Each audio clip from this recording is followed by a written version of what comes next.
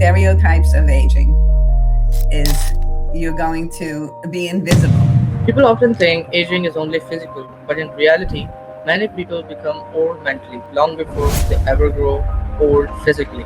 Does that mean 90? Does it mean 100? Does it mean, and I say, it could mean 40. In this episode, we explore why so many people slowly lose ambition, curiosity, and growth in life, That person who's 40, to me, is an old person if she's given up. and what separates those who continue evolving from those who quietly give up. Today, you will learn why comfort can slowly destroy ambition. You should always think that you are the boss. You're the owner of the company. So even if you're the sweeper, The psychology behind giving up early, we're all using Google or we're using Chat or we're using Claude. Everybody has a name of who they are friends with. why some people stay mentally young for decades. It would be much better if we could get that information from each other. I would rather talk to a real person. And how growth is deeply connected to discomfort. When they say that nothing can be done, that just means that they don't know what to do. Hello, everyone, and welcome back to the Future Jobs Podcast. Today, we are joined by Carryn Isaacs, entrepreneur, advocate, speaker, and someone who has spent years helping people navigate healthcare, aging, emotional resilience, and some of life's most difficult moments.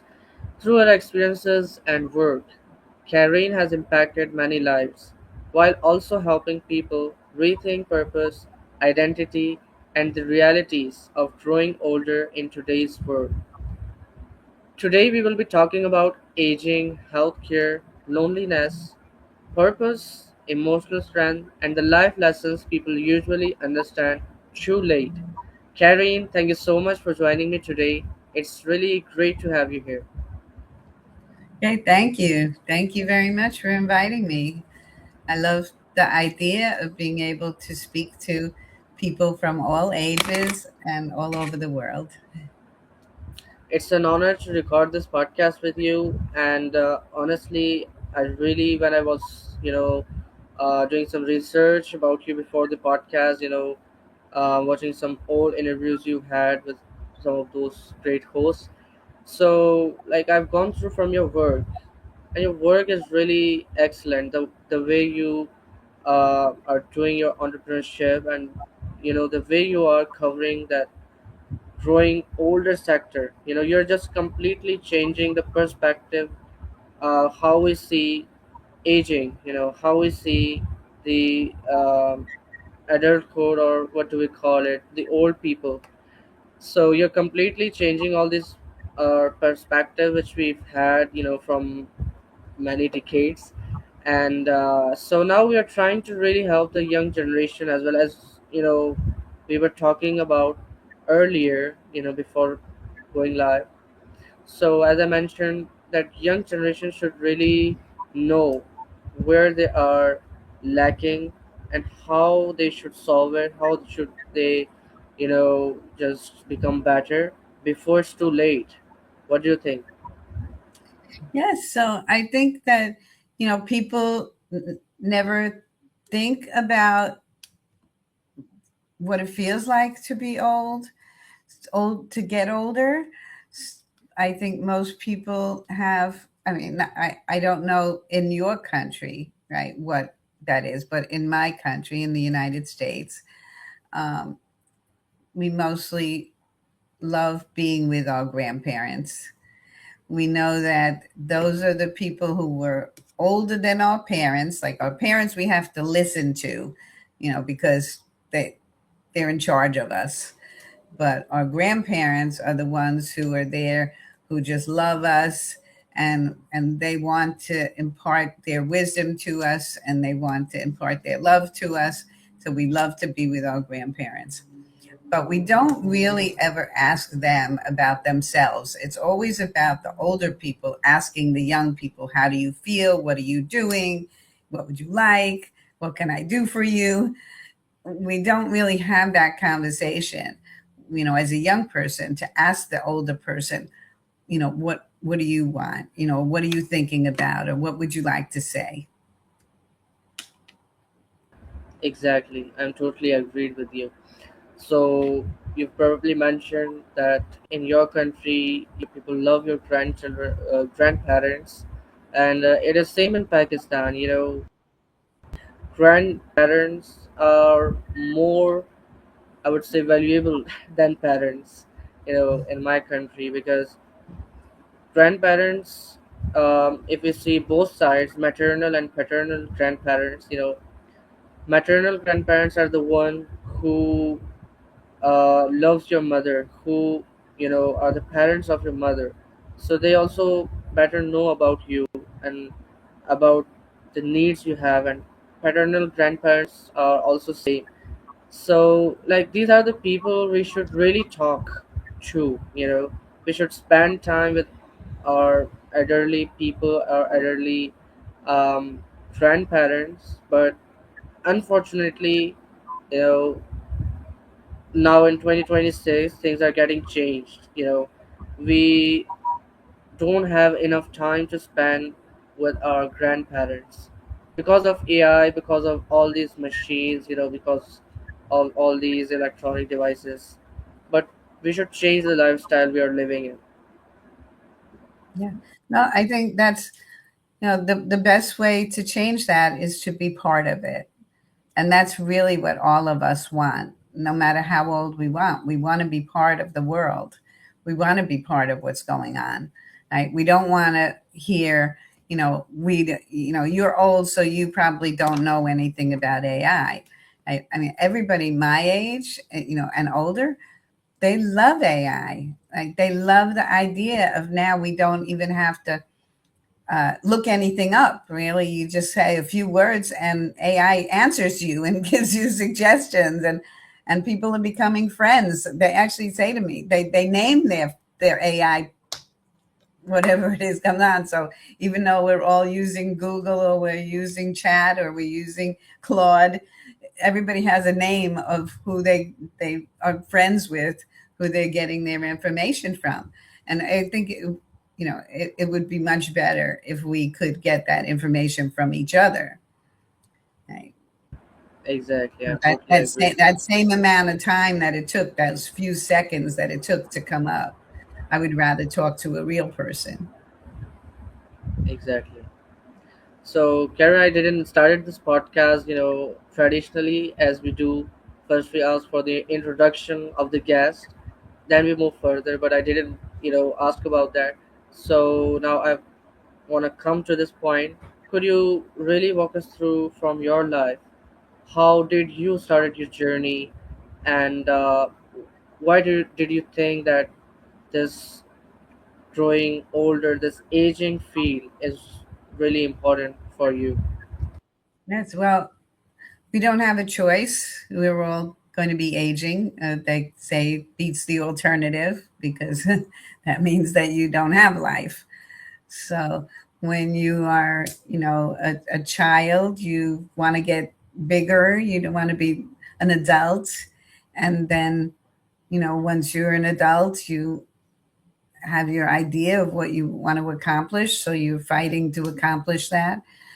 And I think, when what I see, because I have been asked to explain many times what I consider my client, who I would consider. Is it somebody, when you say the word aging or older, does that mean 90? Does it mean 100? Does it mean, and I say, it could mean 40. It could be somebody who their children are grown, and now they lost their purpose.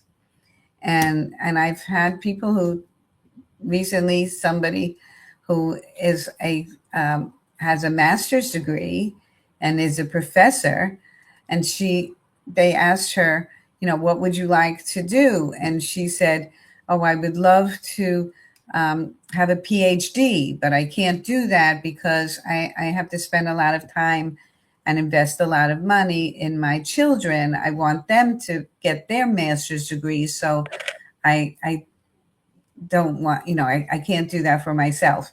And there's really no reason that would have to happen, right? That's a mindset she has decided maybe she's afraid to go to the next step. Other people are telling her that that's the right thing, that she has to give up on what her dreams are and devote it to her children. But her children are not going to appreciate that.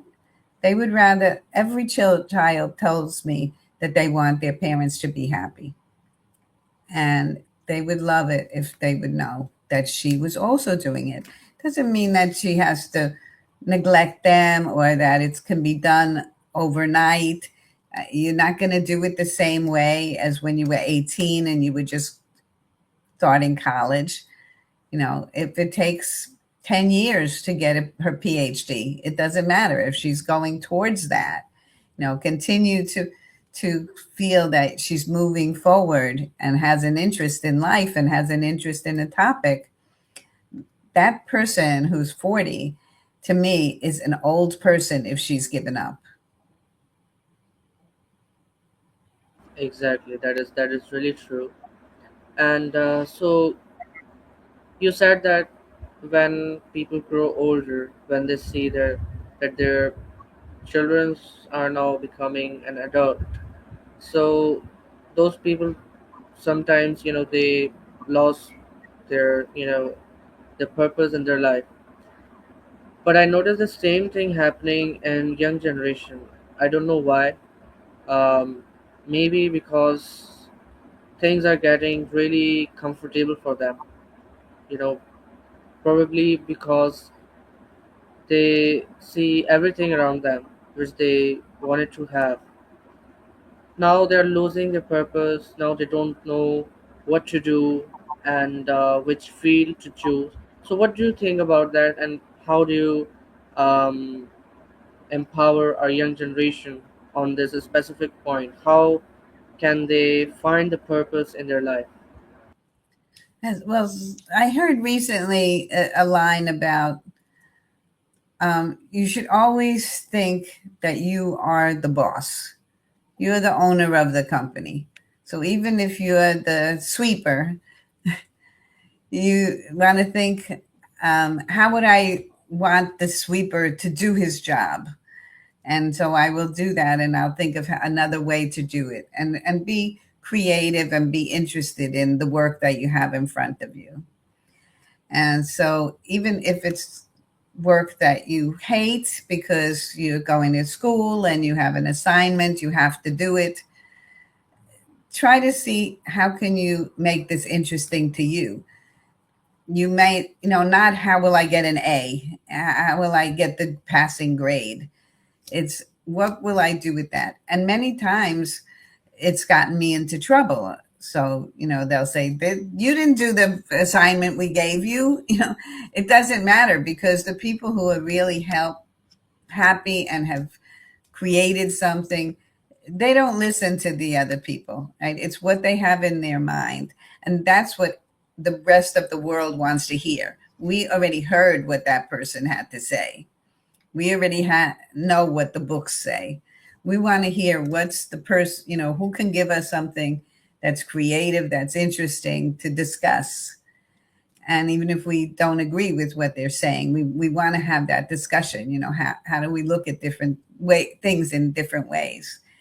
And so where somebody, gets frustrated, when you say that they're sad, they're worried about the, where is going to be my place in the future. I had said to my nephew when he went into college, um, and his parents both have jobs that probably will not exist anymore. They have jobs where they would get pensions. They're going to work in their jobs for 30 years, and then they'll be able to retire, and then somebody will give them money every month for their, considered old age. But really, when they retire, they're in their 60s, but when they retire at 65, which they can collect their pensions, they're still going to have 30 years to go. So it's not like, years ago where you were 65 and you only had a few more years to go. So you were happy to sit down in a chair or, lie down and relax.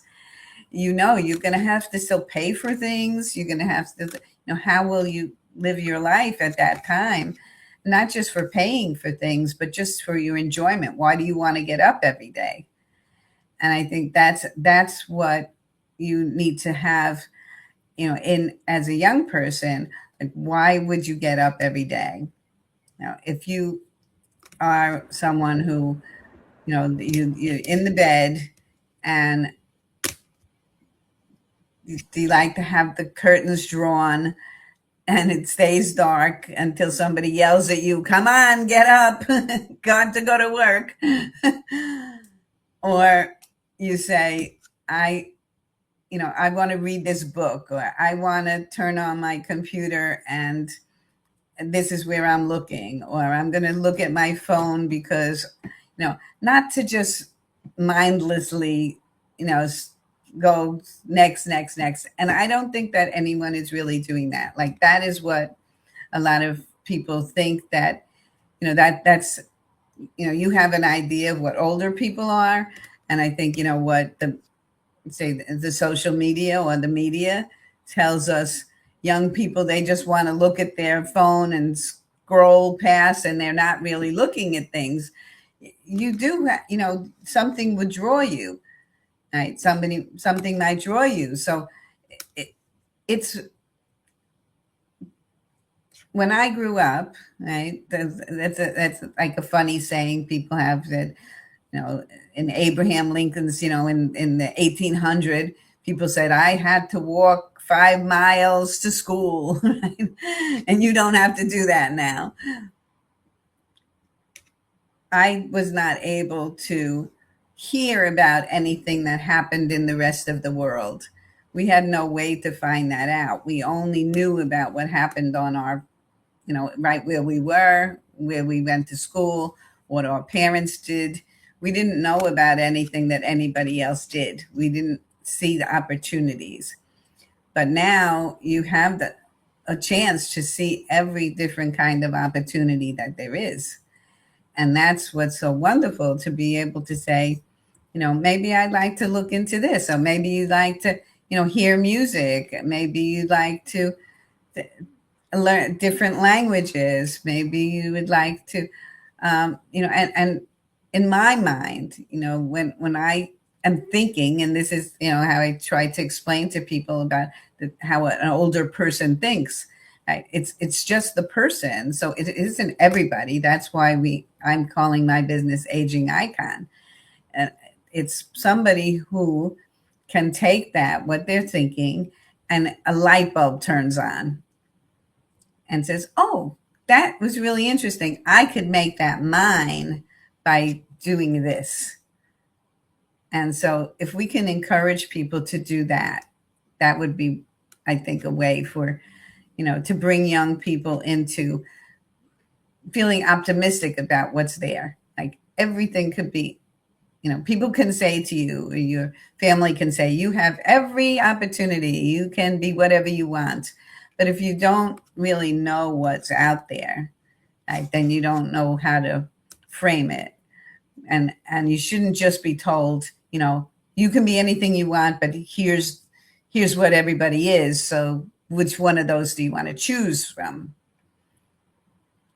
So you don't just have to choose from what you see. I have the ability to, as an icon, to say, oh, I think outside of that, maybe I can use that in a different way that I've never heard of. That's, I think, what excites me about your school's program, that they're asking people to go outside of themselves to find out what else is out there, as opposed to schools where they just say, interview the fireman, the teacher, the other people who are right there in front of you. You already know that. Like, what the next world is going to be is going to be whatever you imagine it to be, not us, right? Exactly, Karen. And I really like that specific line which you've told. that if everyone starts doing their work like a boss, and sometimes I think like a taxi driver, you know, does the same thing every day. They carry, you know, people, they, uh, drop them at their destiny, and they just, go away. But if the same taxi driver start doing his work more interestingly, add something that might passengers might like, you know, so not every passenger will come in his taxi or in her taxi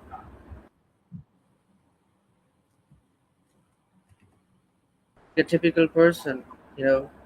They might be interesting. I was watching a person's documentary yesterday, and he's a doctor, but he has decorated his clinic in a way that I don't think so that patients will come and they remember their pain. They will instantly forget that they were even in their pain. They are just gonna see all those things, and they will feel something really good. So that is the thing that we are really missing right now in our world anyway. So Karen, how long since you have been running the aging icon, and And so, how you're changing this thing? yeah.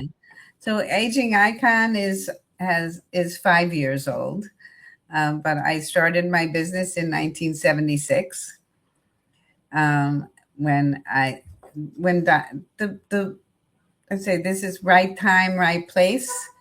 So in 1976, they changed the law where doctors were not allowed to advertise. And so doctors were then given the okay that they could start to advertise.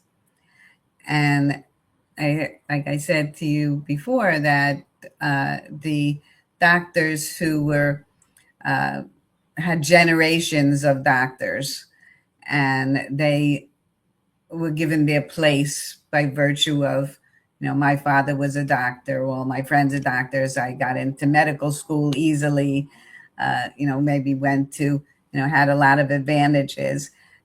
They were not the ones who were going to jump on to start advertising. It was people who were hungry, and most of those people were people who had come from other countries. So they would come. I would say that, um, partially, we had already realized that the United States system, the Western system of medicine, was not answering all the questions that we had about healthcare. Because when you go to the doctor, you want a miracle. Give in the United States, it's give me a pill. That's, give me the magic bullet. And if that doesn't work, it's like, why? What happened? And so, speaking to people who now spoke to you, told you, there's different things that you could eat. I was just talking to somebody just before we got on this call, she had a feeding tube, because she wasn't eating, and she probably would have died. But um, they put in the feeding tube, and then they tried to get her to eat a different diet, and she was dying because she didn't have the proper nutrition. And she was fighting it. She was someone, like, not somebody who said, oh, I don't care, I'm gonna, I'll just die. It was somebody who said, no, I'm gonna change, I'll change. And she was 85 years old. And she said, I'll do whatever it takes. I want to live. She had grandchildren and great grandchildren who were very close to her. She said, I want to be around with them. And so I'm going to do whatever I have to do. And so she's tried. But the system that's there to assist her is only giving her, you have to eat. Try to eat more. Try to, drink this mix, and it doesn't taste good. She said, she said, I'm trying to eat, but I just can't eat it because it doesn't taste good. It doesn't appeal to me. I don't have any appetite.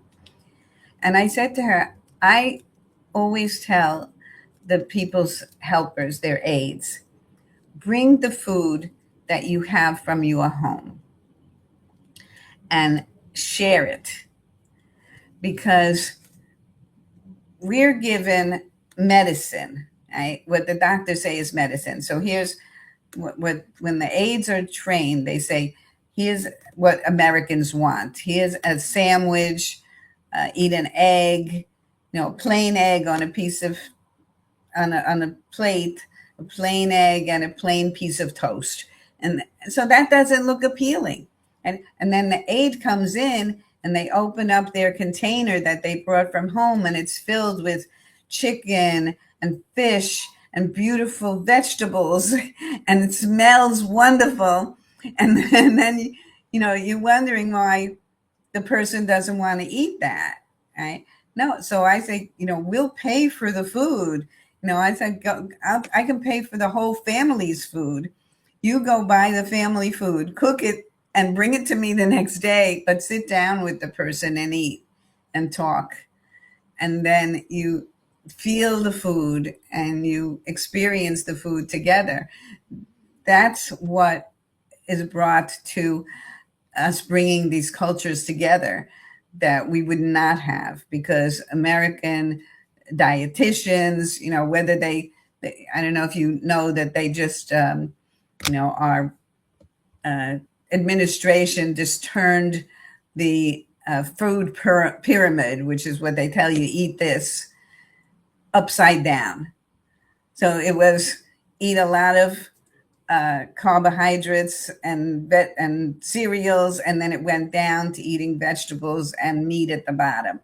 So this year, with our new president and the new administration, they said, turn it over, eat the vegetables and the meat at the top, and put the other stuff down at the bottom. It's still hard for somebody to understand that, to accept it, and it has not taken off in the, what is offered in where, the older person, not saying somebody like me, but close, right? I realize I'm close. I'm 75. So, somebody 85. I know that there's a big difference between 75 and 85, where I may not be able to go shopping, cooking, growing. I grow a lot of my own vegetables, so I may not be able to do that 10 years from now. But I want, I don't want somebody to be giving me a box and saying, here's your, here's lunch. No, I want something beautiful and colorful and smells nice.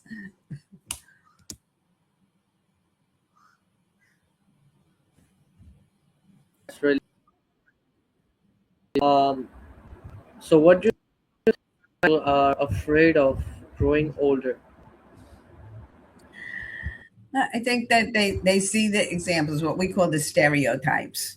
The stereotypes of aging is you're going to be invisible. That's a word that I hear all the time.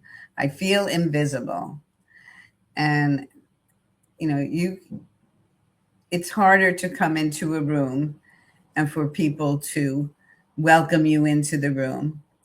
They may think, you can't hear them, you not going to have anything to say, or what you say is irrelevant to what they're interested in. And so they feel invisible. And so that's the thing that I think most people are afraid of. And that carries over into everything, like when you're going to a doctor or you're going into a store and you say, oh, isn't that, a nice, said those nice headphones, I'm interested in those. The person may think, do you know what a headphone is? Well, I run podcasts. I've had a website since 1990. I know about technology, right? So, but they may say that's what they're going to say to me. people say I've been I actually had a blog post about this recently, that somebody asked me, what did you used to do? Just because they looked at me and they saw gray hair and wrinkles, they immediately said, what did you used to do?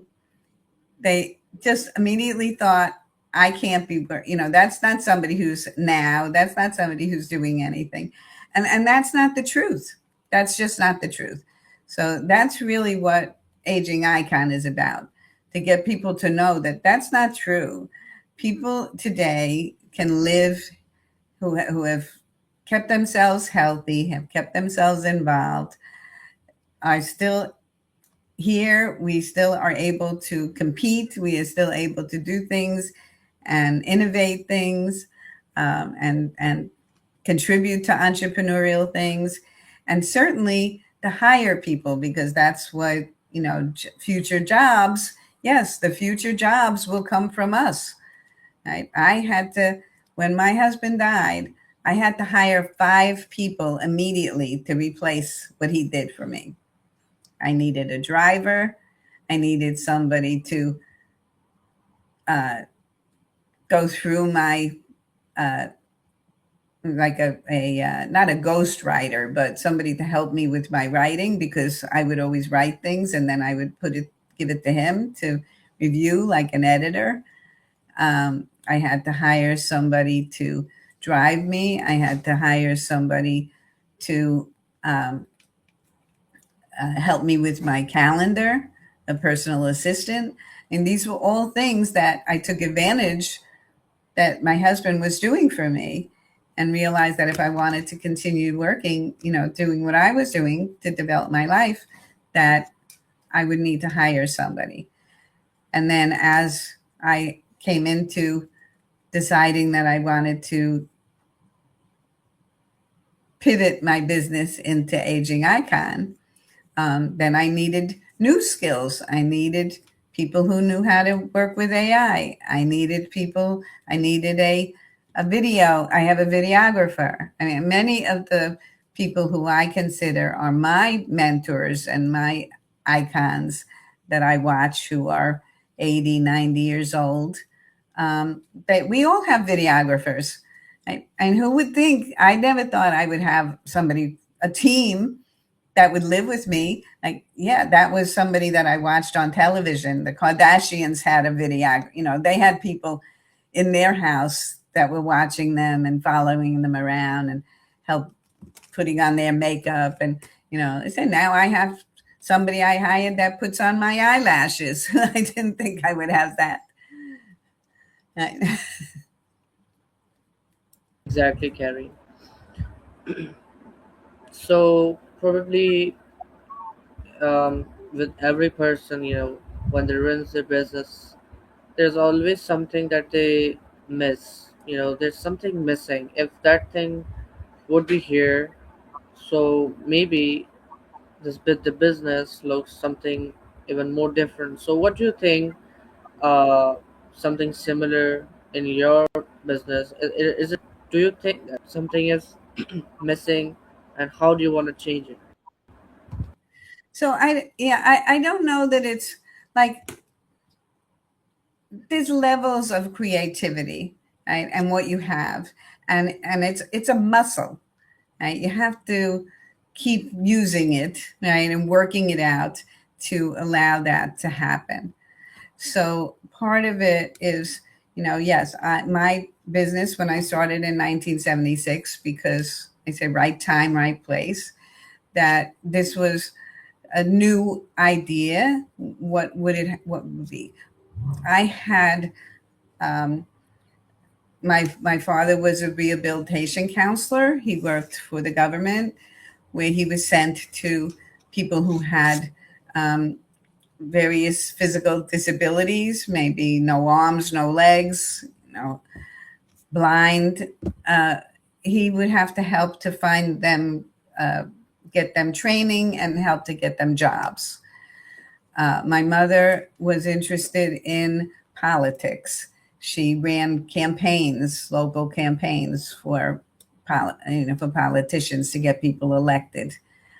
And so that was part of what I knew how to do. So what did I bring to the table? That's a part of, what the person has to know. Like, I think that's why the hip hop artists, if all they knew, what they knew was shooting, and people getting killed in the streets, or their mother selling drugs. So they had the idea of music, or they had the idea of, poetry would come out of them. And they took that terrible experience and they turned it into poetry. Right? So that is something I think, there's something that you're going to have that you grow up with, that that you then can say, I see something. I would not have been able to say, um, I I love watching. I live in an area where I can watch. I watch the moon launch. I'm able to see launches. I was able to see launches for several years. Every day, almost every day, there was a launch, and I could look out my window and see a rocket going up. And then I went to look to see the moon rocket before, when they were having trouble with it. And it was there for a while, and we could just drive over there and go and look at what the rocket looked like. This rocket's going to go to the moon, and then watch the moon launch. So as a young person, and probably, and now I still would not know how to launch a rocket just because I saw it. Right? So part of it is it's what you have at your disposal, and not to be jealous or angry about what you don't have. To say this is what it is, even if it was something really terrible, and whether it's lived in the streets and you were homeless, and you had a terrible life, or you maybe were very wealthy but your parents were neglectful, or so even something terrible, you still had some experience in your life that contributed to who you are and how you're thinking. And but to take that and turn that into, i I want to build something different. I know that this could be done a different way. So that's what it is. It doesn't have to be this huge thing of outside of you. I don't think it can even be outside of you, something that you never heard of, and you're going to just like look in a book and say there's something missing. I think that's what um, I find is fraudulent about uh, Facebook, about um, the promotions. You can make money in 30 days with these 6 tips. I don't think any of that really help. It's possible. To really do something that you love doing, because you have to do it, right? There's no quick path, so you still have to do it, and you're going to have to keep doing it every day. So it has to be something that you feel within you is giving a way for you to be satisfied, and that you may not love it in the beginning, but it's it could be you love to do it, because you love to play piano, because you wanted to, you didn't want to hang around with your sister, you wanted to sit there and play, you'd rather go play piano every day. So that might be, some where, it doesn't mean that you have to be a concert pianist. You could say, I love piano, but I learn I that sound of the clicking tends me into, I know something, I could do with that. So it's really what's going to just come pop out of your brain. That's what's going to be successful. Exactly, Karen. Completely got the idea. And exactly, we should just focus on becoming a better version of ourselves instead of jealousing of what we don't have. We just always try to keep pushing forward, whether it's your own self, whether it's your business. So, what is one healthcare or family situation that deeply stayed with you emotionally?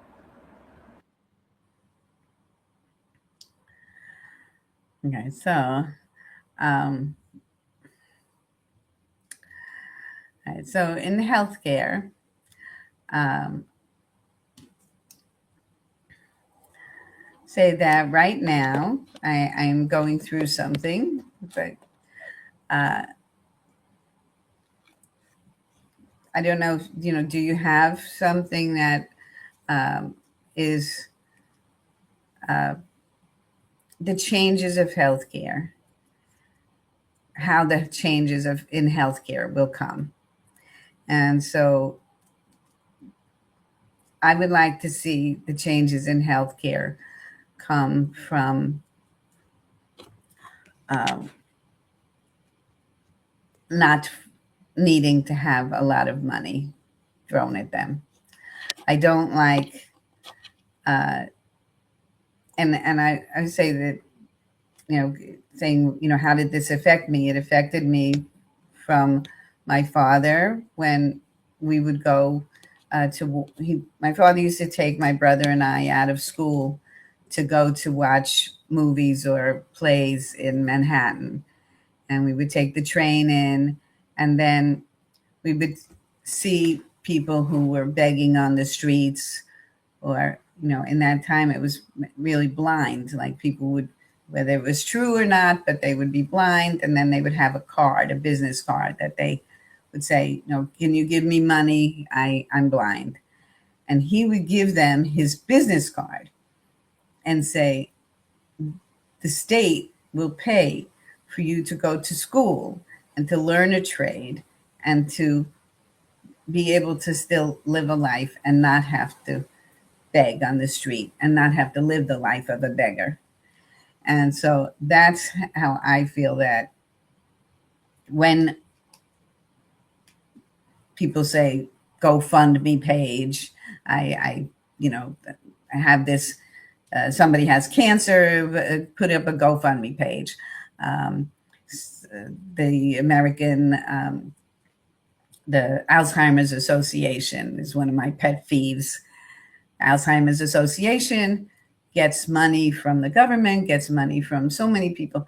Victims, to me, they're victims. The person was diagnosed with Alzheimer's, they died of Alzheimer's, and now they're telling everybody, please give all the money that you can to Alzheimer's Association because this should never happen again, and people should, raise money for this.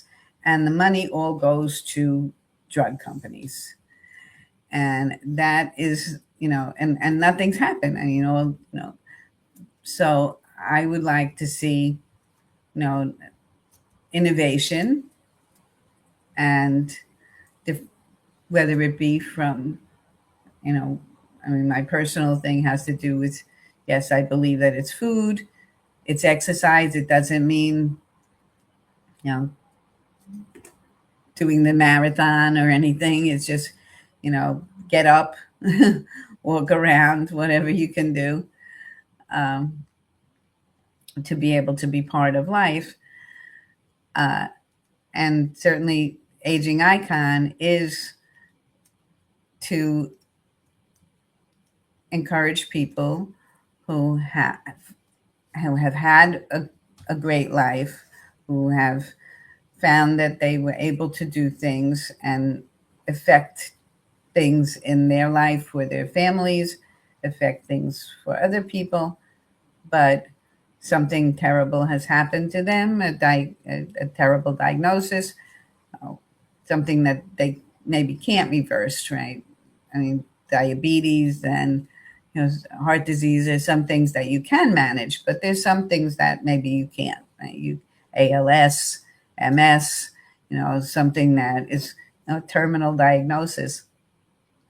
It doesn't mean that you should give up, because as long as you're alive and you still, the people still want to continue to contribute, that is something that the healthcare system can do for people instead of hooking them up to machines, telling people to be quiet in the room. Um, that what I'm saying is not, unique to me. It's just my way of saying it. Uh, how I like to dress up in silly costumes and wigs and make jokes about it, but it is still, that's, the thing that really can change healthcare is to Yeah, bring life into healthcare. exactly. That's that's really wonderful, and it has to be implemented in every healthcare sector in this world. Whether it's Russia, Pakistan, India, whatever country it is, it has to be implemented. And you're very right about all those funding, donations, and it doesn't even goes to the patients, to the needy people. It just goes straight to the pockets of the people who really have nothing, who are wealthy already, and it is the harsh reality of this world, because everyone wants business, nobody sees humanity. So, in the last, if millions of people around the world were listening to you right now, what is one message you would want every person to hear? So, um, so my message is that when they say that nothing can be done, that just means that they don't know what to do. There is always something else that can be thought of, tried, and the best way is to reach out to other people, not to ever think that you have to do it alone, because there are so many people out there. And this, what we're doing here, being able to speak clearly, see each other in person, and reach out to get people to say, how, what is it that you need? And there's people out there who want to help, who have different ideas. And so I hope that people will hear this message, and you did a great job of it. And I really felt that you have an understanding of what I'm trying to bring across to people about changing older adult thinking into aging icon energy. Exactly, Karen. I do have all this understanding because it's been probably 3 years since I'm doing all this stuff, and like 400 podcast episodes. It's just a small, tiny achievement for me, and yeah, I just try to bring the message my guests try to convey, and I try to share all that message to my audience, and that's what we all want. If a podcast episode gives wisdom to at least one people, because there are a lot of people who listens, but there's there are few people who actually takes wisdom, who actually um, listens to the podcast with a purpose behind it. So I hope that our audience will listen to it with the open heart and try to understand what Karen was trying to say, what Karen has conveyed, what message and what legacy she is carrying. So, Karen, thank you so much for your time and for sharing your experiences and insights with us today. This was genuinely a powerful conversation, and to everyone watching and listening, thank you for turning into the Future Jobs podcast.